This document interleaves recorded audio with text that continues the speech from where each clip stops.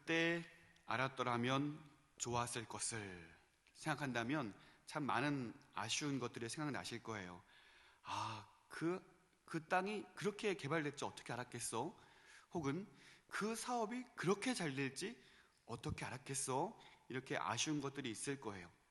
그러나 그 중에서도, 그 많은 아쉬운 것들 중에서도 어머니의 잔소리가 내게는 사랑이었다는 사실을 내가 그때 알았더라면 얼마나 좋았을까. 지금 와서 생각해 보면 어머니의 잔소리가 오롯이 나를 위한 것이었음을, 이 험악한 세상을 살아가면서 안전하게 살 수 있는 지혜요, 나만을 위한 어머니의 사랑이었다는 사실을 뒤늦게 깨닫게 되는 것 같습니다. 레위기를 읽으면서 우리의 아버지가 되시는 하나님의 사랑을 대하는 나의 태도가 철없던 어린 시절 나의 모습은 아닌가라는 생각을 해보게 됩니다. 여러분, 오늘 24절 말씀 보시면요, 여호와께서 모세에게 말씀하여 이르시되 라고 되어 있습니다. 여호와께서 말씀하시는 이러한 장면이 오늘 이 구절에서만 소개되는 것이 아니라 레위기 전체에서 얼마나 많이 반복되고 있는지 모르겠습니다. 하나님께서 직접 하나님 백성들에게 말씀하고 있는 장면이 계속해서 소개되고 있는 거예요. 하나님께서 제사를 드리기 위한 그 규례에 대해서 얼마나 자세하게 말씀하시는지요. 그래서 때로는 그것이 어머니의 잔소리처럼 느껴져서 때로는 좀 건너뛰고 싶기도 하고, 때로는 이 말씀을 읽었는데 라고 생각하면서 한 장을 건너뛰기도 하고 다시 앞장으로 돌아와서 다시 읽게 되기도 하고, 이러면서 성경을 통독하면서 가장 피하고 싶은 성경 1순위는 늘 레위기 말씀이라는 생각이 듭니다. 그런데 오늘 본문도 앞에 4장 5절에서 다뤘던 속죄제와 속건제 제물에 대한 내용이기는 해요. 하지만 자세히 말씀을 보시면 이것은 했던 말씀의 반복이 아니라 이전에 말씀했던 속죄제와 속건제에 대해서 추가 규정에 대한 내용을 말씀하고 있는 것을 우리는 확인할 수 있습니다. 그러니 하나님께서 하나님의 백성들에게, 하나님의 자녀들에게 잊지 말아야 할, 꼭 기억해야 할, 하나님의 자녀들이라면 분명히 알고 있어야 하는 중요한 원리에 대해서, 중요한 교훈에 대해서 이렇게 우리에게 말씀하고 있다라는 사실을 우리가 기억해야 할 필요가 있는 것입니다. 그렇다면 오늘 6장 24절로 7장 10절까지를 통하여서 우리에게 주시고자 하는 하나님의 귀한 교훈은 무엇이었을까요? 우리가 꼭 알아야 하는 하나님의 사랑의 음성은 무엇이었는지 오늘 크게 두 가지 내용을 함께 살펴보도록 하겠습니다. 첫 번째로 우리가 기억해야 할 하나님의 귀한 사랑이요 귀한 교훈은 거룩이 먼저다라는 내용입니다. 여러분, 오늘 본문 25절을 보시면요, 속죄제 제물은 지극히 거룩하니 라고 표현하고 있습니다. 속죄제 제물은 지극히 거룩하다. 속죄제는요, 하나님의 계명 중에 부지 중에 지은, 부지 중에 어긴 그것이 하나라도 있다고 한다면 그것을 하나님께 제사를 통하여서 용서를 받는 제사였습니다. 하나님의 백성들에게 요구되는 것은 부지 중에 지은 것이라도, 생각나지 않을 정도의 사소한 것이라도 반드시 그 죄를 대속해야 하고, 하나님께서는 그 사소해 보이는 죄까지도 그 죄의 무게를 달아보신다라는 것입니다. 그러므로 하나님의 백성들은 그것이라도 하나님께 나아가 대속해야 한다는 것이었죠. 이때 바쳐진 그 속죄제의 제물이 지극히 거룩하다라고 말씀하시는 것입니다. 그 속죄제의 제물이 지극히 거룩하니 그 제물을 잡는 것도, 그 제물을 먹는 것도 거룩한 장소에서 일어나야 한다는 것입니다. 그렇다면 거룩한 속죄의 제물을 먹을 그 거룩한 장소는 어디였을까요? 오늘 본문 26절 말씀을 보시겠습니다. 죄를 위하여 제사 드리는 제사장이 그것을 먹되 곧 회막들 거룩한 곳에서 먹을 것이며. 아멘. 여러분, 거룩한 곳이 어디입니까? 회막들이라고 말씀하고 있어요. 그곳을 거룩한 곳이다 라고 표현하고 있습니다. 그렇다면 거룩한 속죄 제물을 잡는 곳은 어디였을까요? 레위기 1장 11절 말씀 보시면 이렇게 기록되어 있습니다. 그가 제단 북쪽 여호와 앞에서 그것을 잡을 것이요 아론의 자손 제사장들은 그것의 피를 제단 사방에 뿌릴 것이며. 아멘. 제물을 잡는 곳은 제단 북쪽이다라고 말씀해 주고 있습니다. 이는 성소의 입구 방향을 기준으로 했을 때에 번제단의 오른편을 의미하는 것이었습니다. 그림을 하나 준비했는데요. 그림을 보시면 이 회막에 입구가 있고 안쪽에 성소의 입구가 있어요. 그리고 그 가운데쯤에 번제단이 있죠. 번제단 오른편이 회막들이라는 사실을 볼 수가 있습니다. 그러니까 그 회막들에서 번제물을 잡는 장소이기도 하고 그 거룩한 번제 제사물을 또 먹는 장소이기도 했다는 것입니다. 오늘 다시 한번 본문 25절 말씀을 보실까요? 25절 하반절입니다. 속죄제 제물은 지극히 거룩하니 여호와 앞 번제물을 잡는 곳에서 그 속죄제 제물을 잡을 것이요. 아멘. 그러므로 지극히 거룩한 속죄제 제물을 잡고 먹는 곳은 회막들이라는 거예요. 그 회막들이 어떤 곳이에요? 여호와 앞에 서 있는 장소이고 그 여호와 앞에 있는 그 장소가 거룩한 장소다라고 말씀하고 있는 것입니다. 나의 죄를 용서해 주시는 거룩한 하나님 앞에 나아가는 하나님과의 친밀한 교제를 누릴 수 있는 장소가 회막들이요 거룩한 장소임과 동시에 그것은 어떤 곳입니까? 나의 더러운 죄의 참상이 낱낱이 고발되고 드러나는 그 죄의 결과가 얼마나 끔찍한 죽음인가가 분명히 보여주는 죽음의 장소이라는 사실을 분명히 보여주고 있는 것입니다. 그렇습니다. 하나님은 하나님의 백성들에게, 특별히 제사장들에게 거룩을 요구하십니다. 거룩할 것을 요구하고 계시는 것입니다.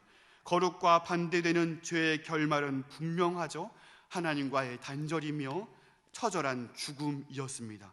그러나 그 처절한 죄의 참상을 깨닫고 주께 나아가 죄 사함을 받는 자들에게는 하나님 앞에 설 수 있는 은혜를 주신다는 사실을 여러분 믿으시기를 바랍니다.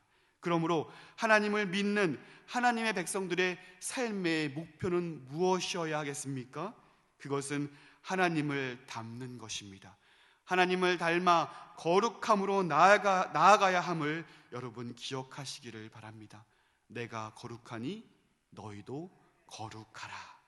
거룩의 항상성을 여러분 유지하시기를 바랍니다. 오늘 본문 27절에서도 그 내용을 이야기하고 있는데요. 27절 보시면 그 고기에 접촉하는 모든 자는 거룩할 것이며 그 피가 어떤 옷에든지 묻었으면 묻은 그것을 거룩한 곳에서 빨 것이요. 아멘. 자, 상반절을 보시면요. 그 고기에 접촉하는 모든 자는 거룩할 것이며 라고 말씀하고 있어요. 이 말씀을 보면서 우리가 때로는 혼돈할 수가 있습니다. 바쳐진 그 속죄제의 제물이 지극히 거룩하다라고 말씀했으니 그 거룩한 속죄 제물을 먹는 사람들은 또 거룩해질 것이다 라고 오늘 본문이 소개하고 있는 것이 아닙니다. 그 거룩한 제사물을 먹는 사람들을 거룩하게 한다는 것을 얘기하고 있는 것이 아니에요. 오히려 속죄제 제물을 먹기 위해서는 늘 거룩하게 서 있어야 한다. 거룩의 항상성을 유지해야 한다라는 말씀인 것입니다. 엘리의 두 아들 홈니와 비느하스는요, 반면 교사로서 그것을 선명하게 우리에게 교훈해주고 있습니다. 사무엘상 2장 15절에서부터 17절까지 말씀을 제가 한번 읽어드리겠습니다. 기름을 태우기 전에도 제사장의 사원이 와서 제사 드리는 사람에게 이르기를 제사장에게 구워드릴 고기를 내라. 그가 내게 삶은 고기를 원하지 아니하고 날 것을 원하신다 하다가 그 사람이 이르기를 반드시 먼저 기름을 태운 후에 내 마음에 원하는 대로 가지라 하면 그가 말하기를 아니라 지금 내라. 그렇지 아니하면 내가 억지로 빼앗으리라 하였으니 이 소년들의 죄가 여호와 앞에 심히 큐문 그들이 여호와의 제사를 멸시함이었더라. 아멘. 제사장이 하나님을 섬기는 제사장들이 어느새 하나님의 자리에 앉아 있는 것을 볼 수가 있습니다. 하나님께 제사를 드리는 이 일은 제사장이 해야 할 일임에도 불구하고 사환에게 심부름을 시키는 거예요. 사환에게 그 일을 맡겼다는 것입니다. 제사장이 삶은 고기가 아니라 날고기를 원하신다라면서 그 하나님께 바쳐야 할 제물을 강탈해 가고 있는 장면을 우리는 목격하게 됩니다. 결국 이 두 제사장의 결말은 무엇입니까? 블레셋과의 전쟁에서 그들은 한날의 목숨을 잃게 되어버립니다. 제물이 사람을 거룩하게 하는 것이 아닙니다. 오히려 내가 거룩함을 유지하여서 하나님께 나아가는 것이 중요한 것이죠. 여러분, 오늘 본문을 통해서 우리가 기억해야 할 사실은 그 제물이 나를 거룩하게 하는 것이 아니라는 사실입니다. 내가 신앙생활을 오래 하였고 내가 주일 성수를 지켰다는 그 사실이 나를 거룩하게 한다는 것이 아니라는 사실입니다. 내가 열심을 내고 있는 그 종교적인 열심이 나를 거룩하게 만드는 것이 아니라는 사실을 우리는 기억해야 한다는 것입니다. 그렇다면 무엇이 나를 거룩하게 합니까? 죄의 참상을 깨닫고 그 죄를 대속하여 하나님 앞에 서게 하시는 하나님의 은혜만이 나를 거룩하게 한다는 사실을 여러분 기억하시기를 바랍니다. 그러므로 오늘 이 제사의 규례를 통하여서 우리가 알게 되는 것이 무엇입니까? 하나님 앞에 서는 것, 하나님 앞에 나아가는 것, 이러한 수많은 여러 가지 규례와 이러한 제사와 그러한 방식들을 통하여서 하나님께서 하나님 백성들에게 요구하시는 것은 내게 나오라는 거예요. 너희가 죄가 있을 때 내게 나와 그 모든 죄를 대속하고 친밀한 하나님과의 교제로 나아오라는 거예요. 거룩의 항상성을 유지하라는 것입니다. 하나님은 우리에게 이러한 거룩을 요구하고 있다는 사실을 기억하시기를 바랍니다. 사랑하는 성도 여러분, 그러므로 우리의 유일한 삶의 목표는 무엇입니까? 거룩할 것, 하나님을 닮아 거룩한 삶을 살아갈 것. 하나님은 오늘 우리에게 이와 같은 삶의 방식을 요구한다는 사실을 기억하고 오늘도 거룩한 삶을 살아갈 수 있는 저 여러분 될 수 있기를 간절히 소원합니다. 두 번째 우리에게 주시는 교훈이 있다면 그것은 하나님만이 하나님 백성들의 유일한 기업이 된다라는 사실입니다. 7장 1절부터 10절까지의 내용은 속건제와 또 번제, 소제에 대한 추가 규례를 말씀하고 있어요. 여기서도 각 제사의 제물은 제사장의 몫이었다라는 것을 말씀해주고 있습니다. 7장 7절과 8절과 9절 말씀도 제가 한번 읽어드릴게요. 속죄제와 속건제는 규례가 같으니 그 제물은 속죄하는 제사장에게로 돌아갈 것이요 사람을 위하여 번제를 드리는 제사장 곧 그 제사장은 그 드린 번제물의 가죽을 자기가 가질 것이며 화덕에 구운 소제물과 냄비에나 철판에서 만든 소제물은 모두 그 드린 제사장에게로 돌아갈 것이니. 아멘. 하나님께 제사를 섬기는 그 제사장은요, 홈리와 비느하스처럼 자기가 먹을 것, 자기가 취할 것을 의도적으로 구하지 않아도 됐습니다. 왜냐하면 하나님께서 그 모든 쓸 것과 필요를 채워주시기 때문에 그렇습니다. 오히려 욕심을 내어서 그 먹을 것을 구한다면 그의 결과는 홈리와 비느하스가 당했던 것처럼 죽음, 하나님의 진노밖에 없었다는 사실입니다. 하나님을 섬기는 제사장들의 필요는 하나님이 공급해 주십니다. 하나님을 섬기는 제사장들, 레위인들은 그 땅을 기업으로 분배받지 못했습니다. 왜냐하면 하나님이 그들의 기업이 되어주시기 때문입니다. 사랑하는 성도 여러분, 오직 하나님의 백성들은 하나님이 유일한 기업이 되어주셔서 우리의 쓸 것과 우리의 모든 것을 채워주시는 분이심을 여러분 믿으시기를 바랍니다. 창세기 15장 1절 말씀에 이렇게 기록되어 있습니다.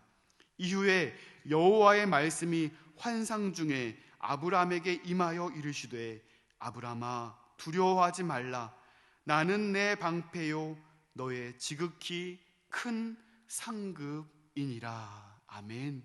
오늘 우리가 이 말씀을 기억했으면 좋겠습니다. 레위기를 통한 하나님의 사랑의 음성은 무엇입니까? 우리가 건너뛰지 말아야 할 하나님의 이 사랑의 잔소리는 무엇입니까? 우리로 하여금 거룩한 삶을 살라는 것입니다. 우리가 이 땅을 살아가면서 세상의 만족을 추구하는 가운데 인생의 가장 값진 것, 진정한 삶의 만족인 하나님과의 교제를 잃어버렸다면 그때 알았으면 좋았을 것을 일하면서 후회할 것이 아니라 지금 오늘 하나님의 사랑의 음성을 기억하여 오늘 거룩을 따라 살아갈 수 있는 저와 여러분이 될 수 있기를 간절히 소원합니다. 그 거룩을 닮아 거룩한 삶을 살아가는 것이 때로는 우리의 삶에 손해를 가지고 오고 때로는 우리의 삶에 어려움을 오히려 불러온다 할지라도 여러분 기억하십시오. 하나님이 우리의 유일한 기업이 되어주십니다. 하나님만이 우리의 방패요, 우리의 구원의 뿌리시요, 우리의 큰 상급이 되어주십니다. 우리의 모든 것을 채워주시고 우리의 모든 필요를 아시고 세세한 모든 것까지 아시는 주님께서 우리의 쓸 것, 우리의 입을 것, 우리의 먹을 것, 우리가 나아가야 할 모든 앞길의 모든 상황도 주님께서 아셔서 우리를 인도해 주심을 믿으시기를 바랍니다. 그러므로 우리가 그 하나님을 신뢰하여 하나님을 닮아 거룩한 삶을 살아낼 수 있는 저와 여러분이 되시기를 주님의 이름으로 축원드립니다.